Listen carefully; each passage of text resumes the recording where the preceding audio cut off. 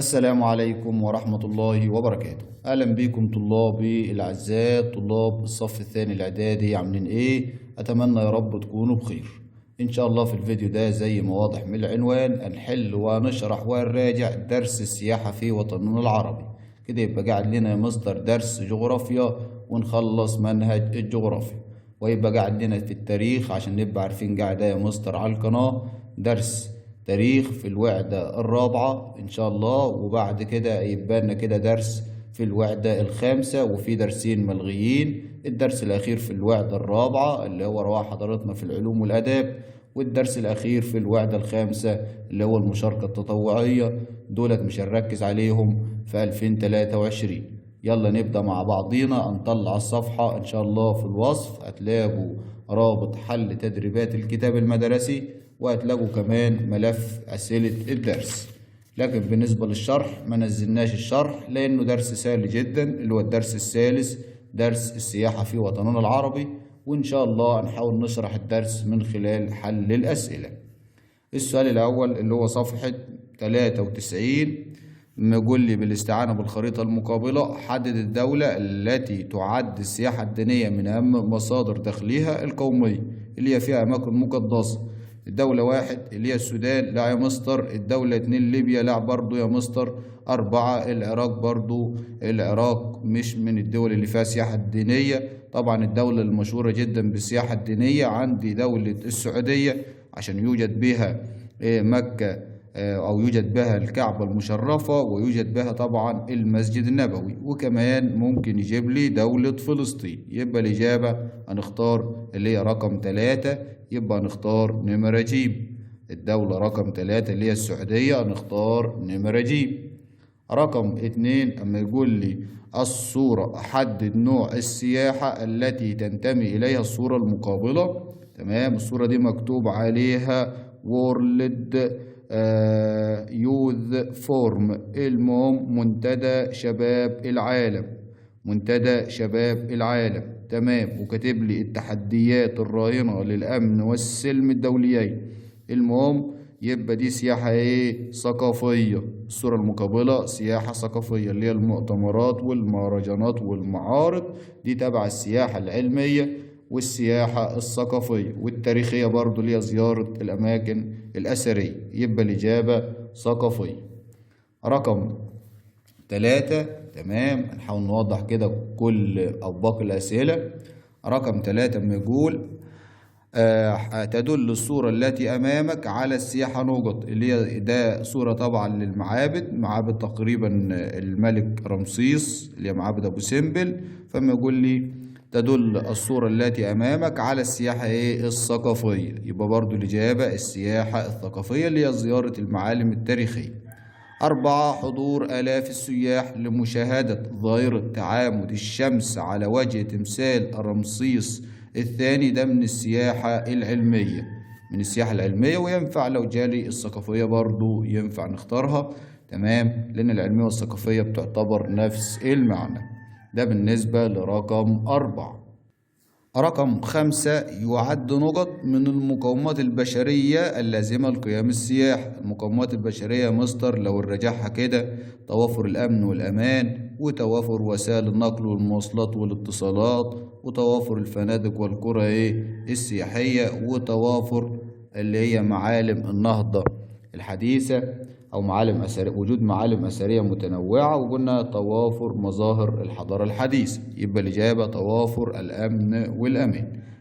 العوامل الطبيعية عند الموقع المتميز والمناخ المتنوع والطبيعة الخلابة، دي عوامل طبيعية.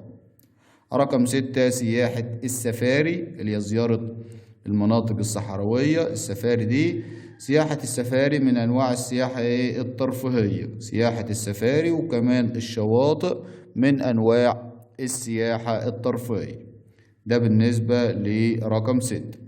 رقم 7 ما يقول زيارة عيون موسى في مصر من السياحة العلاجية. عيون موسى، تمام. زيارة عين معين اللي هي في الأردن، ده سياحة علاجية. والمياه الكبريتية سياحة علاجية. رقم 8 تعد زيارة المسجد الأقصى. المسجد الأقصى ده في فلسطين سياحة دينية. زيارة المساجد والكنائس بتكون تبع السياحة الدينية. خلصنا كده أول صفحة حبايب الطلاب. نكمل يا مستر الصفحة التانية اللي هي 94. 94 السؤال رقم 9. اختر. تم استضافة الدولة المصرية للمؤتمر الموضح اللي هو مؤتمر كوب 27 بتاع المناخ في مدينة شرم الشيخ. تمام. ومكتوب اهو مؤتمر قمة المناخ بمصر. المؤتمرات دي تبع السياحة العلمية والثقافية. المهم يبقى ما يقول لي تعد استضافة الدولة المصرية للمؤتمر الموضح بالصورة المقابلة إلى اهتمامها بأحد أنواع السياحة قلنا العلمية والثقافية. جميل. خلصنا كده السؤال الأول. نروح للسؤال الثاني اللي هو ما يقول استعن بخريطة الوطن العربي التي أمامك وأجب عما يأتي. رقم 1 الدولة التي يوجد بها سياحة نيلية، يبقى أكيد اللي فيها نهر النيل اللي هي رقم 2 اللي هي مصر. يبقى أول نقط هنكتب عليها 2 اللي هي قلنا مصر. بعد كده يوجد المسجد الأقصى وكنيسة القيامة بدولة فلسطين اللي هي الرقم كام يا مستر؟ نركز الرقم 4 دولة فلسطين. أمال 5 دي مين؟ الأردن. نخلي بالنا يبقى الرقم 4. برافو. بعد كده 3 توجد مدينة تدمر اللي هي في سوريا. تمام. السياحية في الدولة التي يشار لها بالرقم سوريا الرقم 6. تمام. سوريا يشار لها بالرقم 6. بعد كده توجد عين معين قلنا في الأردن، يبقى الدولة التي يشير لها الرقم 5. الأردن يشير لها الرقم 5. خلصنا كده سؤال الخريطة يا مستر. نروح نكمل مع بعضينا أسئلة اكتب صواب أو خطأ مع التصوير. رقم 1 لما يقول تتنوع أغراض السياحة بالوطن العربي بتنوع مقومات الجذب السياحي أو مقومات السياحة. صواب. يبقى رقم 1 صواب. رقم 2 تتوافر في الوطن العربي مقومات السياحة الطبيعية والبشرية اللي احنا ذكرناها. صواب. رقم 3 يعد الموقع المتميز من المقومات البشرية. الموقع المتميز من المقومات البشرية. خطأ.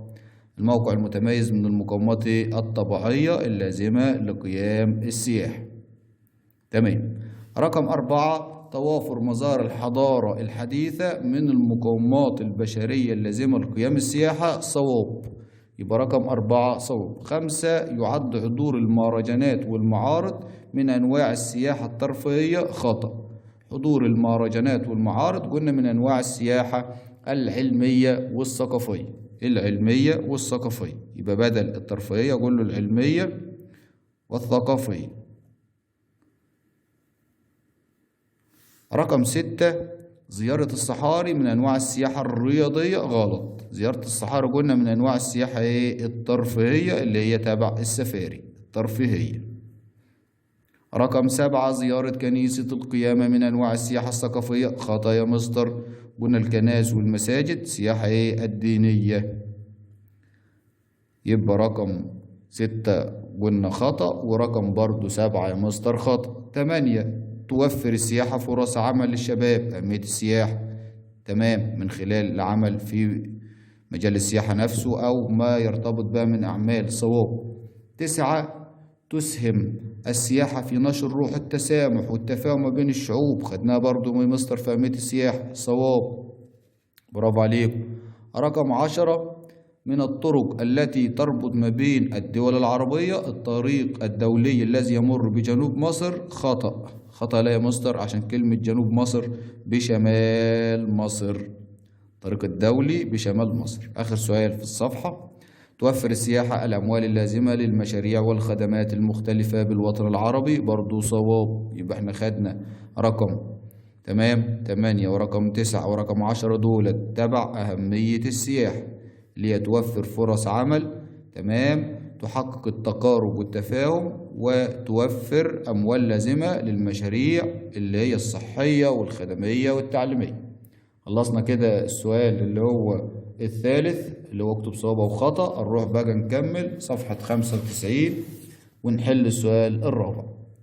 السؤال الرابع أكمل العبارات بما يناسبها ولا اكتب بين القوسين المصطلح الجغرافي. اكتب ما بين القوسين المصطلح الجغرافي. رقم 1 سياحة تتمثل في زيارة الأماكن التاريخية والمؤتمرات. يبقى دي السياحة العلمية والثقافية. يبقى رقم واحد السياحة العلمية والثقافية. برافو عليكم. رقم اتنين نوع من السياحة يتمثل في زيارة الشواطئ، دي السياحة الترفيهية. زيارة الشواطئ السياحة الترفيهية، والسفاري برضو تابع الترفيهية. رقم ثلاثة سياحة تقوم على زيارة الأماكن المقدسة، السياحة الدينية. رقم أربعة منظمة أنشئت عام 2005 بهدف تنمية السياحة بين الدول والتنسيق ما بين الدول، اللي هي المنظمة العربية للسياحة. المنظمة العربية للسياحة. المنظمة العربية للسياحة. تمام. مقرها مدينة جدة في السعودية. نروح بقى نحل مع بعضينا السؤال الخامس اللي هو بما تفسر. تمام. نركز شوية لأن احنا هنحل خارج كتاب الامتحان. أول سؤال ما يقول يحتل الوطن العربي مكانة متميزة على خريطة العالم السياحية. طبعا ده بسبب تعدد أو توافر مقومات الجذب السياحي في الوطن العربي، اللي هي المقومات الطبيعية والبشرية. يبقى رقم واحد، يبقى إجابة السؤال الخامس رقم واحد. يحتل الوطن العربي مكانة متميزة على خريطة العالم السياحية، قلنا لتوافر كل مقومات السياحة الطبيعية والبشرية، وده نتج عنه تعدد أنواع السياحة. يبقى أقول له لتوافر كل مقومات السياحة الطبيعية والبشرية. تمام. الطبيعية حرف العين ده حبايب الطلاب، والتي نتج عنها تعدد أنواع السياحة.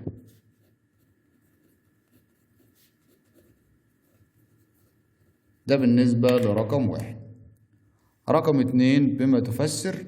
تعد فلسطين من أهم المناطق لجذب السياحة الدينية. لا، فلسطين من أهم المناطق لجذب السياحة الدينية. هنقول لأنه يوجد بها أماكن مقدسة بتاع الترم الأول طبعا فاكرينها، لأنه يوجد بها أماكن مقدسة مثل المسجد الأقصى، وعندي مسجد قبة الصخرة، وكنيسة القيامة، وممكن نكتب كنيسة المهد بتاع الترم الأول. ده بالنسبة لرقم اتنين. رقم ثلاثة بما تفسر. تعدد أنواع السياحة. لا، بتتعدد أنواع السياحة قلنا بسبب تنوع أنواع أو مقومات الجذب السياحي بالوطن العربي. يبقى أقول له بسبب تنوع مقومات الجذب السياحي بالوطن العربي، اللي هي مقومات طبيعية ومقومات بشرية. وحفظنا السؤال الأخير أهمية السياحة بالوطن العربي. أهمية السياحة اعتبر قلناها وحددناها مع بعضينا في صح وغلط لو فاكرين. أول حاجة لأنها توفر فرص عمل للشباب. تاني حاجة زيادة الدخل القومي، إن الوطن العربي بيحصل على 7.2% من إيرادات السياحة العالمية. وكمان من ضمن أهمية السياحة اللي هي لسه قلنا جايلنا في صح وغلط، توفير الأموال اللازمة لإقامة المشروعات الصحية والتعليمية والخدمية. ده رقم 3. طب في فايدة تاني للسياحة يا مستر؟ في تاني، واللي هي تحقيق التقارب والتفاهم ما بين الشعوب. تقارب والتفاهم بين الشعوب. تمام كده خلصنا أسئلة بما تفسر. نحل مع بعضنا السؤال السادس اللي هو ما النتائج، أو ما رأيك تقريبا، مش ما النتائج يا مستر. ماذا تقول لكل من؟ سؤال سهل. بائع يرفع سعر السلعة من أجل بيعها للسائح. طبعا أرفض ذلك وأقول له أن ذلك أو مثل هذه الأفعال تضر بالسياحة. يبقى أرفض ذلك، تمام، لأن تلك الأفعال أو مثل تلك الأفعال تضر بالسياحة. السؤال اللي بعديه: زميل لك يسيء معاملة السائحين ويسخر منهم، أطلب منه الامتناع عن ذلك. أطلب منه الامتناع عن ذلك لأنه يضر بالسياحة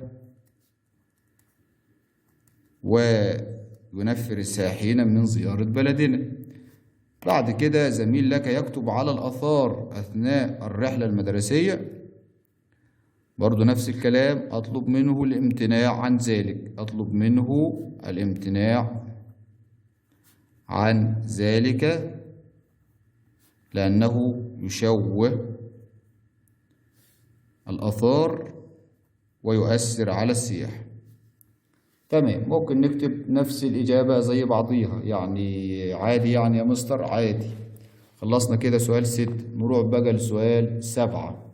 سؤال 7 سؤال سهل وجميل، يقول لي: دلل تنوع أنماط السياحة في الوطن العربي. دلل تنوع أنماط السياحة في الوطن العربي. يعني ايه تنوع أنماط السياحة؟ يعني تنوع أنواع السياحة. برقم 7: دلل تنوع أنماط السياحة في الوطن العربي. أقول له: حيث، تمام، يوجد في الوطن العربي أنواع عديدة من السياحة، مثل، وأبدأ أكتب بقى: السياحة العلمية والثقافية، تمام، وعندي السياحة العلاجية اللي هي زيارة عين ماء وعين معين، والسياحة ايه الرياضية زي المهرجانات والبطولات، وبعد كده عندي السياحة الترفيهية اللي هي زيارة الشواطئ والسفاري، وعندي كمان السياحة الدينية اللي هي زيارة الأماكن المقدسة. يبقى دي إجابة دلل رقم 1، وده بسبب تنوع مقومات الجذب السياحي. يبقى دي إجابة دلل رقم 1، تنوع أنماط السياحة، نقول له أنواع السياحة. السؤال اللي بعديه: تبذل حكومات الدول العربية جهودا كثيرة للنهوض بالسياحة. يبقى احنا هنكتب له جهود الدول العربية للنهوض بالسياحة. زيك يا مستر؟ يلا نشوف كده نكتب يا مستر. طبعا القلم هو اللي يكتب، مش احنا اللي نقول. جهود الدول العربية اللي هي أول حاجة الإعلان، تمام، عن المناطق السياحية من خلال النشرات وغيره، أو الدعاية عن المناطق السياحية، الدعاية أو الإعلان. رقم 2 اللي هو إيه؟ الاهتمام بإنشاء الطرق الدولية التي تربط بين الدول العربية، كمان توفير القرى والفنادق السياحية أو التوسع في توفير القرى والفنادق السياحية، التنسيق بين الدول العربية في مجال السياحة من خلال إنشاء المنظمة العربية للسياحة اللي انشأت عام 2005. في تاني طبعا اللي هي توفير وسائل النقل والمواصلات اللي هي تربط ما بين الدول العربية.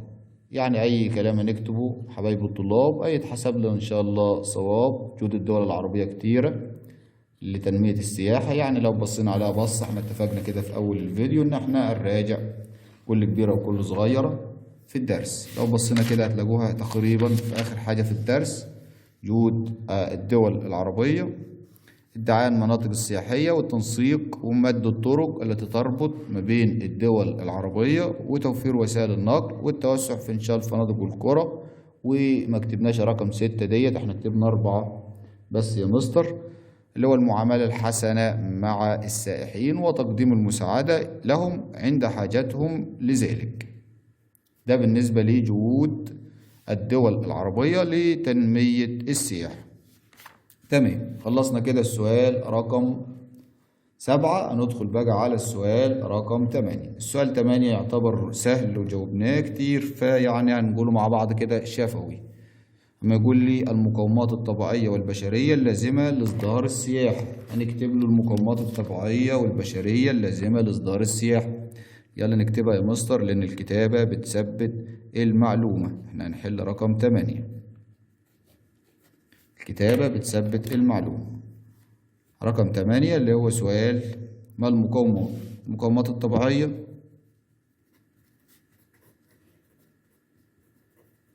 عندي الطبيعة الخلابة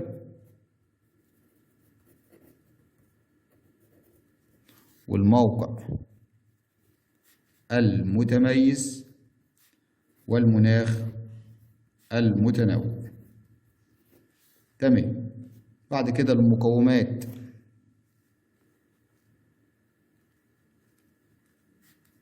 البشرية تتمثل في توافر الأمن والأمان ووسائل النقل والمواصلات والاتصالات، وتوافر معالم الحضارة الحديثة، وتوافر الأمن والأمان. ده بالنسبة للعوامل البشرية. يبقى احنا كده جاوبنا سؤال رقم 1 في السؤال الثاني. عرفنا فيه المقومات، مقومات السياحة الطبيعية والبشرية. السؤال اللي بعديه ده طالب مني مقترحات لتحقيق التنمية السياحية في الدول العربية. طب هي يا مستر المقترحات دايما يعني بتسألون عن كده، أي مقترحات؟ زي مثلا عمل حملات توعية عن المناطق السياحية أو الأثرية في بلادنا، زي مثلا حسن معاملة السياح، زي التوسع في إنشاء القرى أو إنشاء المتاحف. تمام، إنشاء المتاحف المتخصصة، يعني متخصصة في الآثار، يعني آثار فرعونية أو آثار قبطية أو غيره. يبقى أي مقترحات هتكتبوها دايما سؤال ما مقترحاتك، بنحسبوها لكم صواب عشان ما نطولش عليكم كده.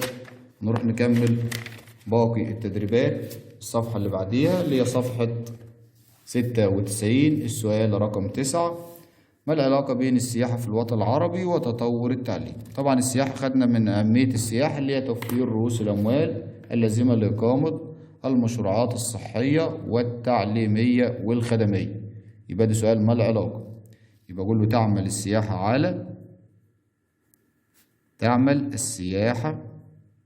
على أو من أهمية السياحة توفير رؤوس الأموال اللازمة لإقامة المشروعات التعليمية. السؤال اللي بعديه: السياحة ومعدل البطالة. أقول له توفر السياحة فرص عمل للشباب، وبالتالي حل مشكلة البطالة. وبالتالي حل ايه؟ مشكلة البطالة. تمام، خلصنا السؤال التاسع. نروح للسؤال رقم 10 اللي هي أسئلة للتميز.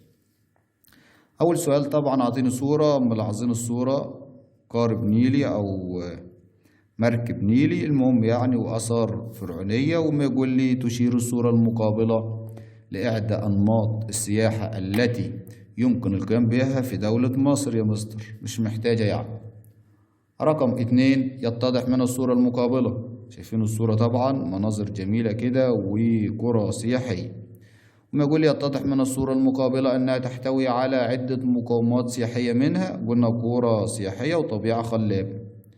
تمام. لكن مناخ وقرى سياحية مفيش طبعا مناخ متنوع لأن ده صورة بحر. مزار حضارة مفيش مزار حضارة، ومفيش صورة تعبر عن الأمن والأمان. فالإجابة القرى السياحية والطبيعة الخلابة. عشان خاطر منتوش كده يا مستر نروح لرقم 3. رقم 3 لما يقول لي يعد أكثر العوامل جذبا للسياحة في جنوب مصر. جنوب مصر ده نلاقي فيها الأقصر وأسوان والآثار الفرعونية، يبقى أكثر العوامل جذبا للسياحة في جنوب مصر مظاهر الحضارة اللي هي مدينة الأقصر والآثار الفرعونية. 4 بتعتبر زيارة منطقة عين حلوان في مصر. عين حلوان يبقى سياحة علاجية. برافو.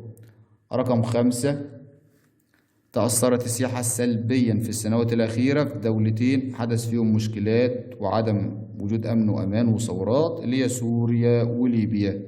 سوريا وليبيا. لكن الوضع في مصر استقر. خلصنا الصفحة 96. يلا نكمل آخر صفحة 97. السؤال 11 اكتب كلمة صواب أو خطأ في أسئلة التميز.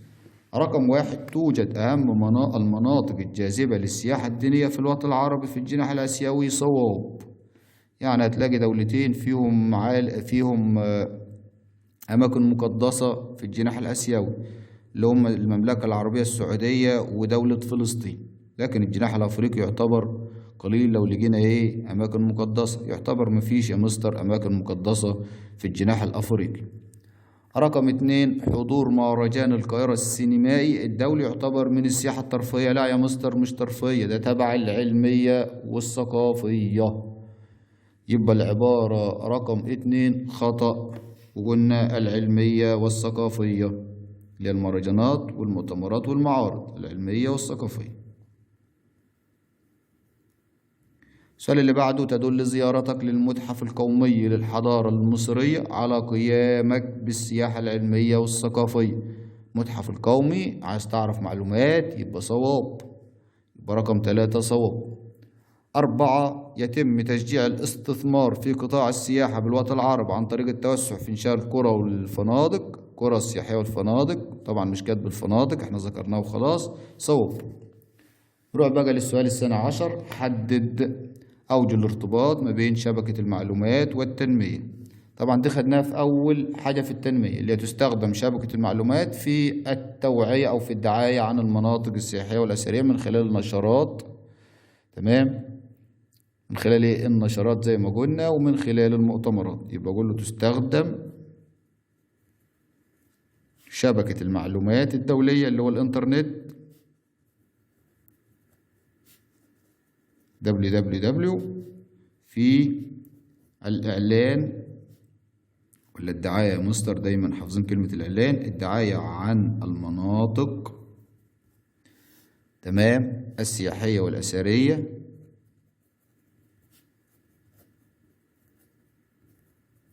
من خلال النشرات. من خلال النشرات والمؤتمرات.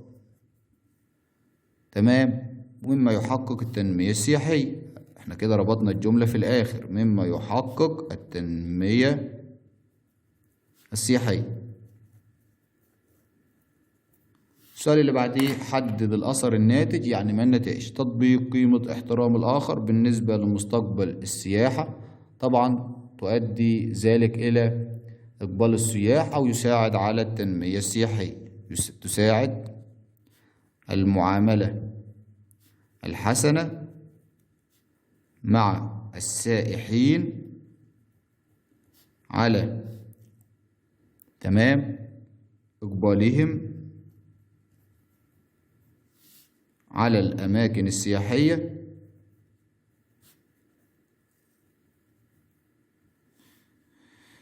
وبالتالي يساعد ذلك على التنمية السياحية. وبالتالي يساعد ذلك على التنمية السياحية. يبقى تاني يا مستر حدد الأثر الناتج عن تطبيق قيمة الاحترام. أي إجابة من فهم إن ده دايما أسئلة اللي هو المستويات العليا بيحتاج ان احنا نكتب اجابة من فهمنا وبطريقتنا تتحسب صواب، فمش هنعيدها تاني. هنروح للسؤال الرابع عشر اللي هو دلل أثرت التنمية السياحية على تحقيق التقارب بين الدول. أقول له من خلال، أو حيث تحقق ذلك من خلال إنشاء الطرق الدولية التي تربط ما بين الدول العربية. يبقى تحقق ذلك من خلال إنشاء الطرق الدولية اللي تربط ما بين الدول العربية، وكمان إنشاء توفير وسائل النقل المختلفة، وكذلك توفير وسائل النقل. طب احنا خدناها فين يا مستر ديت؟ خدناها في جهود الدول، وسائل النقل المختلفة. تمام. بعد كده عشان كده كاتب لي أثرت التنمية السياحية، يبقى احنا طلعناها من التنمية السياحية. السؤال الأخير، حدد أهم المناطق أو المعالم السياحية في محافظتك ونوع السياحة التي سوف تمارسها عند زيارتك لكل منها. يعني أي حاجة بقى تكتبوها، وليكن في الإسكندرية مكتبة الإسكندرية، وليكن في القاهرة اللي هي عندي مثلا، أو في الجيزة الأهرامات الثلاثة، دي سياحة علمية وثقافية تبع التاريخية. وليكن مثلا في حلوان عين حلوان، في محافظة المنيا زيارة منطقة اللي هي عندنا في المنيا كثير تل العمارنة في المنيا، برضو سياحة علمية وثقافية. أو اللي هو شاطئ النيل في المنيا، برضو ده سياحة ترفيهية، حسب ما تختار في محافظتك. وده سؤال متروك ليكم، يعني مش هنفرض عليكم إجابة معينة. كده حبايبي الطلاب خلصنا سلسلة الدرس الثالث زي ما اتفقنا في أول الفيديو. باقي لنا كده إن شاء الله الدرس الرابع بتاع التكامل الاقتصادي. تمام، يعني درس سهل جدا، لأن فيه درس فيه جزء يعتبر يعني غير مكرر تقريبا. لو رحنا كده للدرس اللي هو للقراءة والاطلاع، ده ما بيجيش منه في الامتحان، فبطمنكم ان الدرس الأخير ده درس سهل. هننزله إن شاء الله قريب على القناة، وكده يكون خلصنا الجغرافيا ونركز بقى على التاريخ. باقي لنا درسين ونبدأ نحل مع بعض امتحان. بالنسبة لحل الامتحانات هيكون إن شاء الله في على الزوم، هنعمل مجموعة للأولاد ومجموعة للبنات اللي حابين يشتركوا إن شاء الله يتابعوا معايا على الواتس. وطبعا هنحدد فيها اللي هو التفاصيل بتاع مجموعات الزوم. كان معاكم مستر رضا جمال على القناة، والسلام عليكم ورحمة الله وبركاته.